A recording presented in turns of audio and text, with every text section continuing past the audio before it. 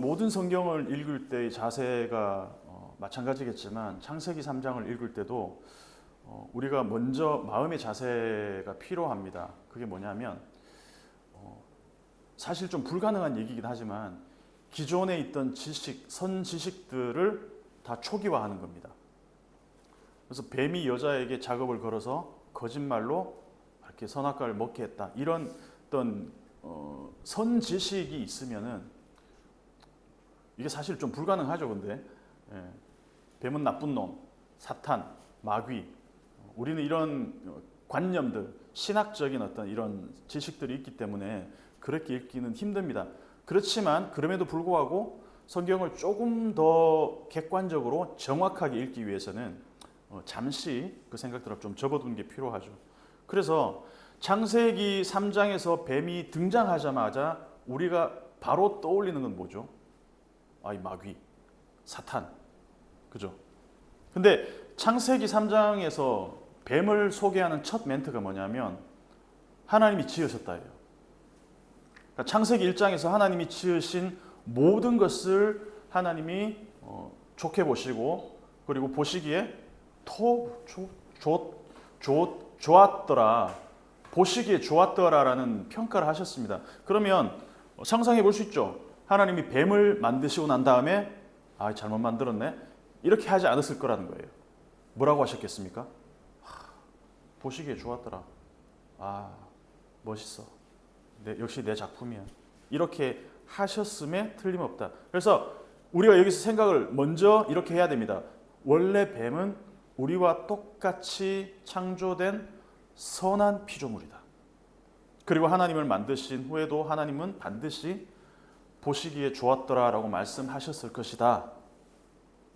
이거 하나님이 이거 뱀 이거 자식 이거 나중에 사탄으로 흑화할 텐데 내가 괜히 만든 거 아니야? 하나님이 이렇게 후회하시지 않았을까라는 관점으로 보면 안 된다는 것이죠. 그리고 이것을 그냥 파충류의 하나로 우리가 읽을 필요는 없습니다. 파충류긴 하지만 그러니까 뱀에 대한 여러 신학적인 해석들이 있지만 성경에서 명시적으로 우리에게 얘기하는 것들을 제외하면 굳이 거기에 많은 시간을 쓸 필요가 없습니다. 그러니까 일반 성도들이 성경을 읽을 때는 성경만으로 충분하다. 성경이 뱀에 대해서 부가적인 설명이 없다라는 것은 뱀의 정체가 무엇이냐, 뱀이 왜 흑화되었느냐, 사탄이 왜 뱀에게 들어갔느냐, 이게 중요한 게 아니라는 것이죠. 지금 현혹하는 주체는 뱀이고 현혹당하는 것은 여자다. 이 현실이 지금 중요하다는 것이죠. 그래서 보이지 않는 하나님이 예수님을 통해서 나타나셨죠. 이 땅 가운데. 마찬가지입니다. 사탄은 뱀의 모습으로 나타나는 것이죠. 그 정도만 알아도 성경 해석인데 전혀 무리가 없습니다. 그래서 뱀은 하나님이 선하게 지으신 창조물이다. 하나님이 만드셨다. 그리고 이 하나님이 만드신 뱀은 들짐승 중에서 가장 어떻다고? 간교하다라고 나리트가 알려줍니다. 번역은 간교하다라고 되어 있습니다. 근데 간교하다 딱 말을 들으면 우리 어떤 생각을 가집니까? 저 간교한, 간사한, 교활한. 그러니까 부정적인 이미지가 있겠죠. 이거는 추후에 이 뱀의 어떤 이런 행태들을 보고 번역가가 이 간교하다라는 어떤 약간은 주관적인 해석이 들어간 번역이라는 것이죠. 그래서 원래 아룸이라는 이 히브리어의 뜻은 슬기롭다, 지혜롭다라는 뜻입니다. 그래서 고린도후서 11장 14절을 보면은 한번 찾아볼까요?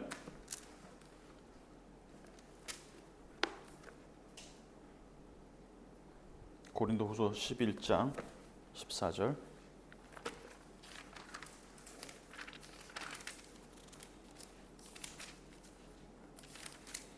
같이 한번 읽어보겠습니다. 시작. 고린도후서 제가 고린도전서를 찾았네요. 죄송합니다.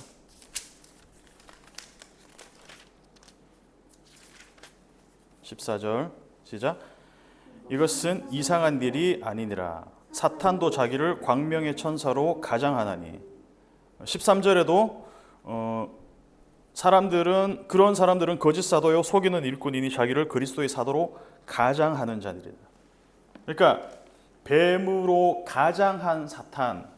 그래서 지금 뱀은 사탄의 어떤 숙주 같은 그런 역할을 하고 있는 거죠. 그래서 뱀을 우리가 일단은 간교하고 속이고 마귀 이렇게 생각하기 전에 먼저는 이 뱀을 하나님이 어떻게 창조하셨고 성경 나레이터가 어떻게 이야기하고 있는 것.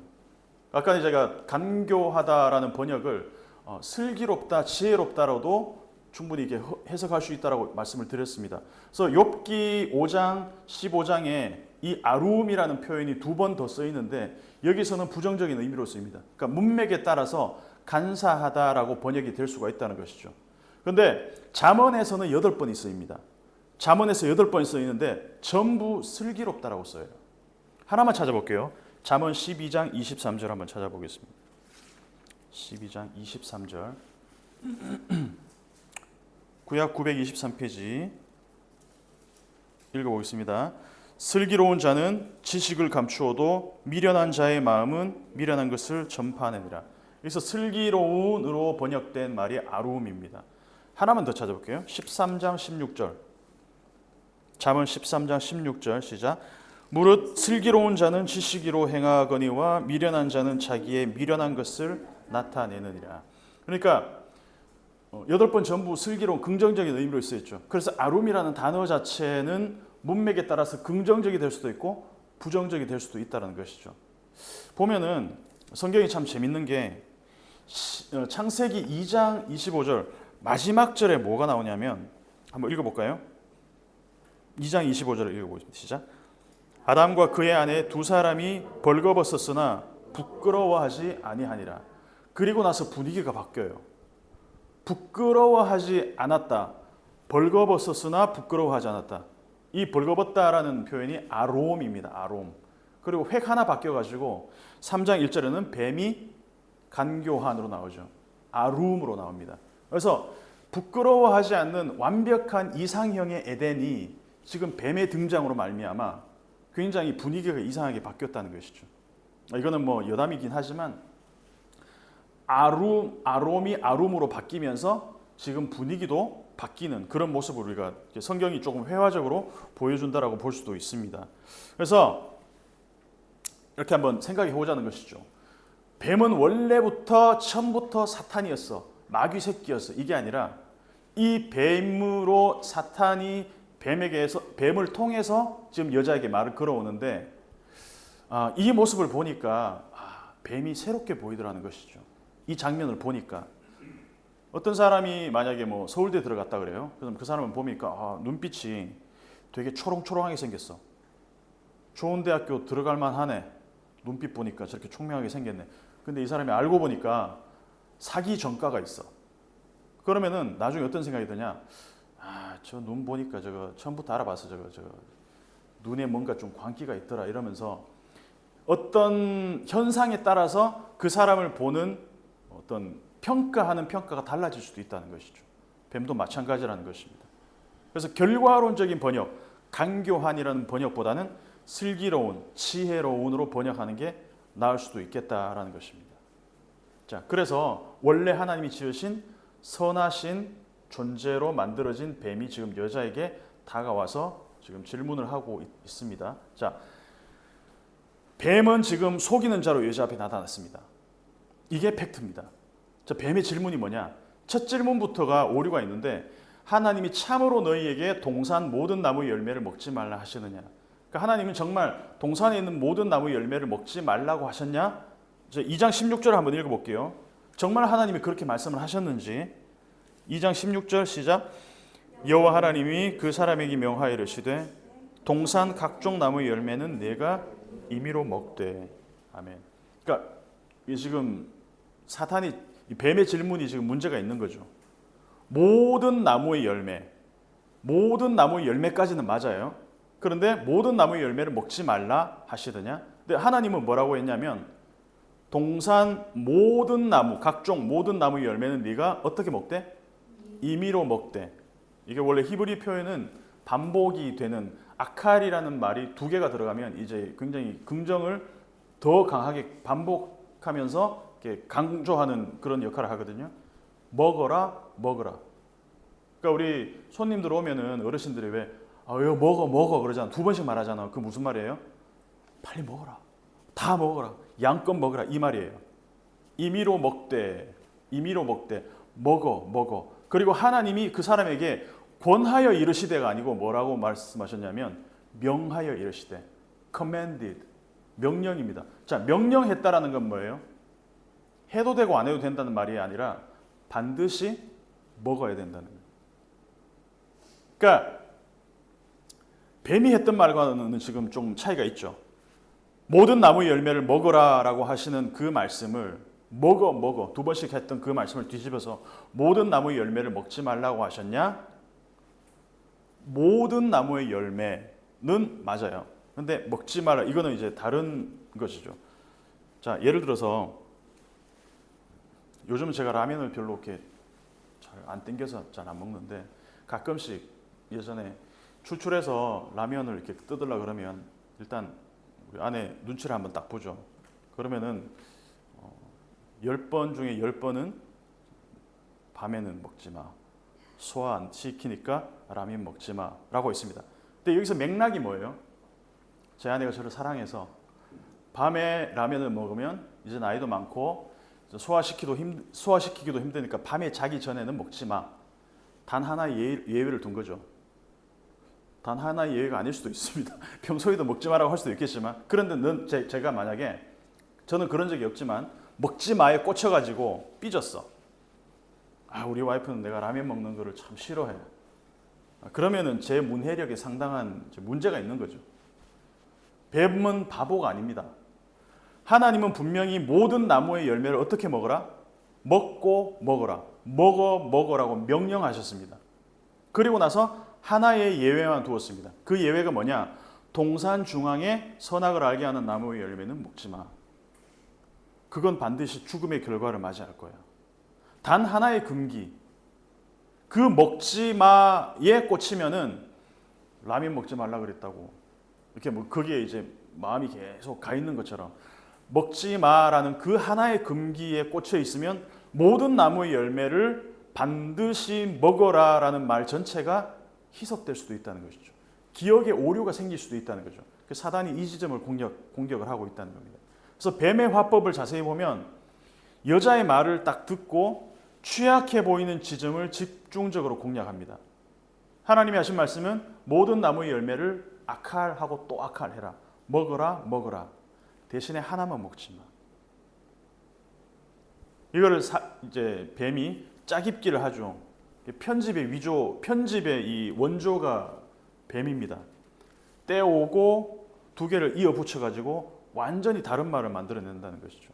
그래서 마귀가 우리에게 접근해 올 때는 주로 터무니없는 이야기로 우리를 속이는 것이 아니라 미혹하는 게 아니라, 미혹이라는 건 뭡니까?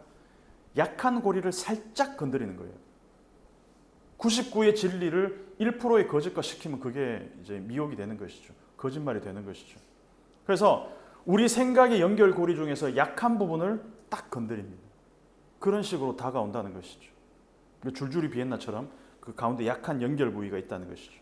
그래서 2절을 한번 읽어보겠습니다. 2절 3절 같이 시작. 여자가 뱀에게 말하되 동산 나무의 열매를 우리가 먹을 수 있으나 동산 중앙에 있는 나무 열매는 하나님 말씀에 너희는 먹지도 말고 만지지도 말라. 너희가 죽을까 하노라 하셨느니라. 아멘. 자, 보면은 여자의 말을 자세히 한번 들어보면 어디가 약한 고리인가? 사단이 어떤 약한 고리를 건드리고 있는가? 여자의 말을 하는 동안, 듣는 동안에 뱀은 지금 여자가 어느 지점에 강조점을 두는지 온 신경을 집중해서 듣고 있습니다. 우리가 하나님의 말씀을 마치 뱀이 여자의 말을 듣는 것처럼 듣고 있는다면, 이 뱀이 여자의 말을 들었던 것처럼 여자나 아담이 하나님의 말씀을 그렇게 들었다면은 이런 어떤 오류가 생길 수가 없을 수도 있을 것 같아요. 자, 여자는 이샤입니다. 히브리어로. 그리고 앞에 정관사가 붙어서 하이샤입니다. 뱀은 히브리어로 나하시입니다. 그리고 앞에 정관사가 붙어서 한나하시.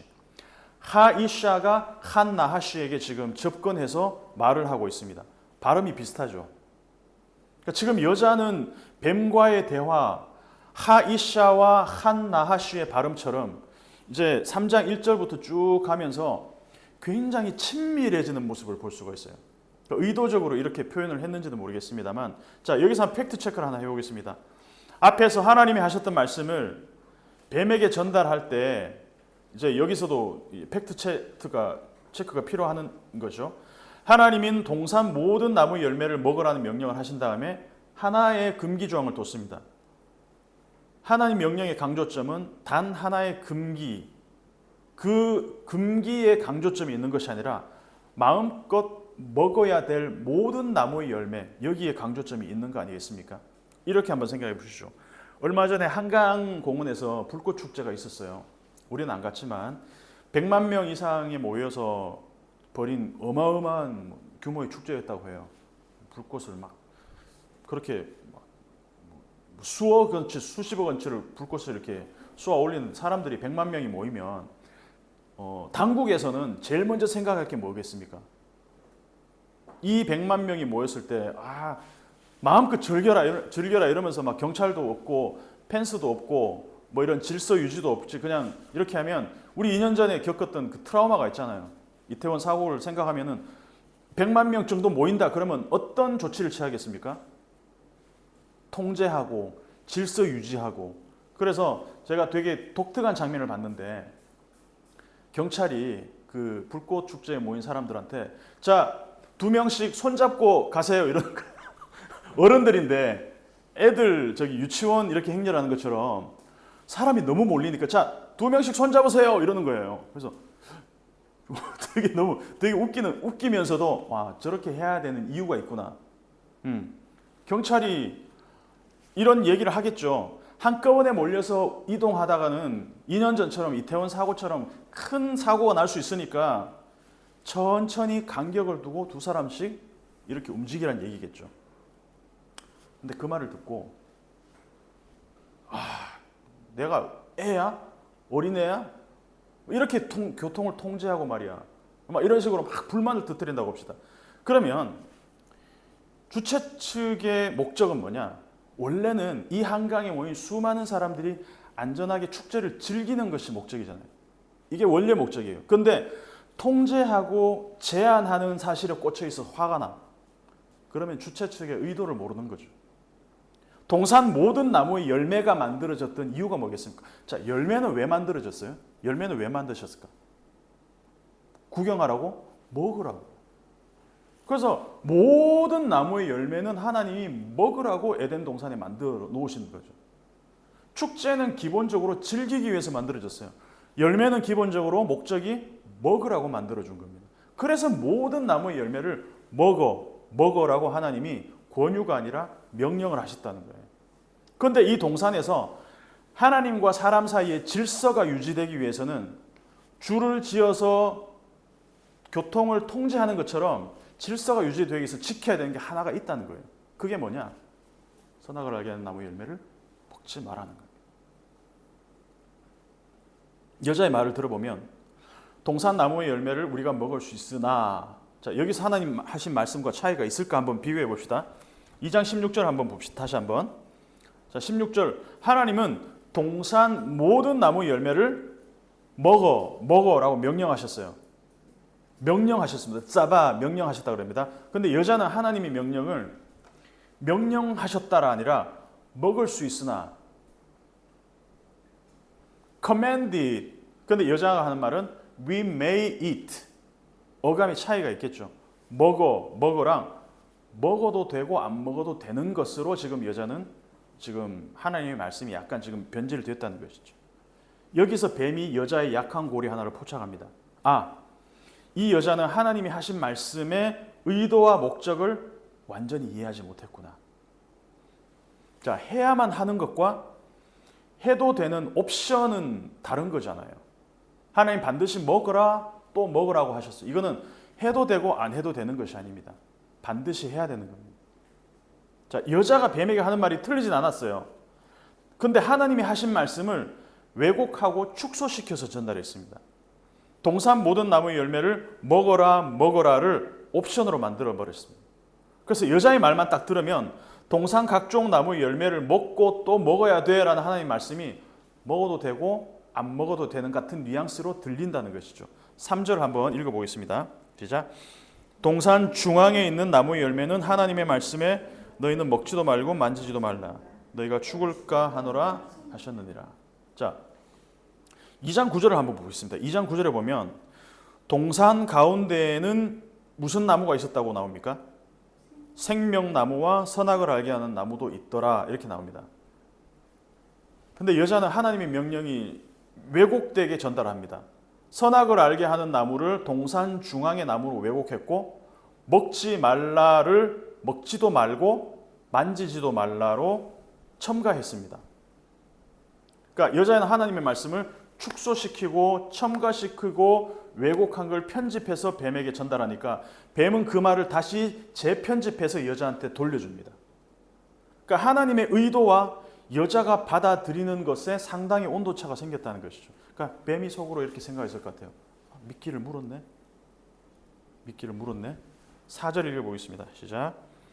뱀이 여자에게 이르되 너희가 결코 죽지 아니하리라. 자, 먹어라고 했습니다. 처음에 누가? 하나님이. 이거 먹으면은 동산 중앙에 선악을 알게 하는 나무의 열매를 먹으면은 반드시 죽으리라. 죽어를 2번 반복하셨어요. 근데 지금 뱀은 뭐라고 얘기하냐면은 안 죽어라고 얘기합니다. 똑같이 반응합니다. 자, 빌드업이라는 것은 차근차근 해오고 결과는 확신에 차서 한 방에 얘기합니다. 아, 이 여자는 지금 죽음의 그 문제에 꽂혀 있구나. 먹어. 하나님이 그렇게 말씀하셨습니다. 우리도 음식 나오면 이거 먹어 이렇게 얘기하잖아요. 예수님도 내가 진실로 이르노니 할 때랑 내가 진실로 이르노니 할 때랑 이게 강조점이 다르다는 것이죠. 그래서 뱀이 이 말을 패러디해서 완벽하게 뒤집었습니다. 안 죽어. 똑같은 말을 2번이나 반복하고 있다는 것이죠. 자, 그러면 만약에 뱀이 여자를 만나자마자 이런 빌드업 과정 없이 안 죽어 먹어봐. 여러분 뱀이 하는 말을 여자가 경계를 했겠죠. 아니 하나님이 먹지 말라 그랬는데 네가 뭔데 안 죽어 먹으라고 할. 이 박충유 이게 뭐야 이거. 이러면서 뭔가 경계를 하지 않았겠습니까? 근데 뱀은 조금씩 여자의 약한 고리를 해체시키고 자기가 하는 말에 신뢰를 쌓게 만든다는 것이죠. 빌드업을 통해서 시나리오를 완성시켜 나간다는 것입니다.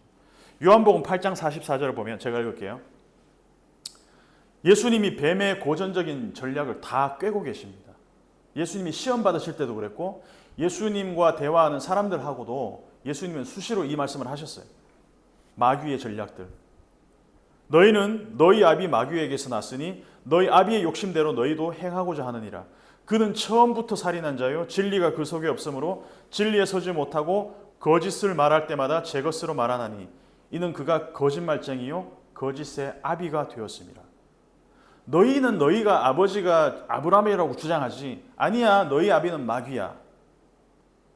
그러나서 하시는 말씀이 하나님께 속한 자는 하나님의 말씀을 듣나니 너희가 듣지 아니함은 하나님께 속하지 아니하였음이로다. 이 말이 얼마나 이스라엘 사람들한테 충격이었겠습니까?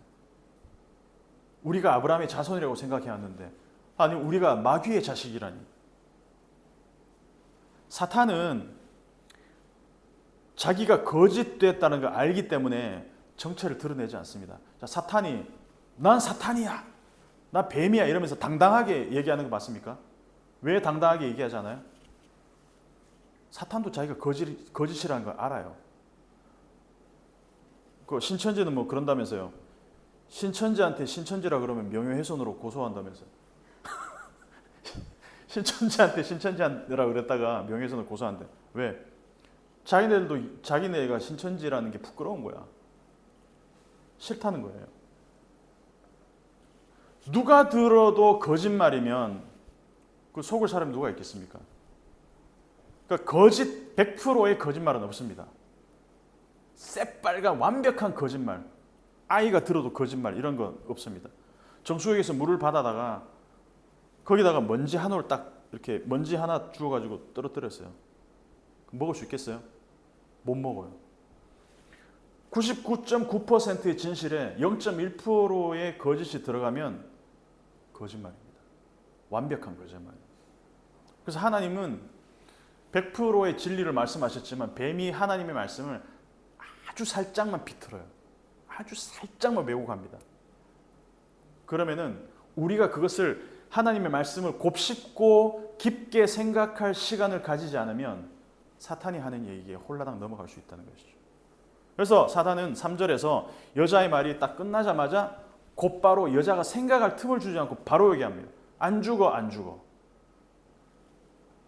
진짜 안 죽을까라는 생각도 들기 전에 다시 곧바로 또 이어서 이야기를 합니다. 5절.